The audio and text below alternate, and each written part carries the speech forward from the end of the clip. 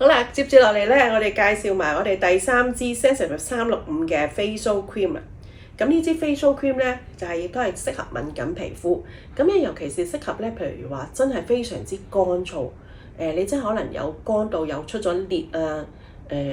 即係皮膚出到乾到裂啊，甚至乾到裏邊好痕啊，甚至乾到似乎裏邊咧出邊已經有啲血水滲漏，譬如啲嚴重濕疹嘅皮膚咧，其實咧真係好建議咧大家一定要用呢個 facial cream， 因為點解咧？佢有啤酒花嘅成分，佢亦都有後生元嘅成分，佢都有棉花籽油，頭先提過棉花籽油同卵磷脂嘅成分，但係最重要咧，佢仲會加埋呢個乳木果油喺裏邊啊！所以咧，佢係非常之深層滋潤到個皮膚，但咧佢成個成分裏邊咧，唔同嘅 element 咧做到抗敏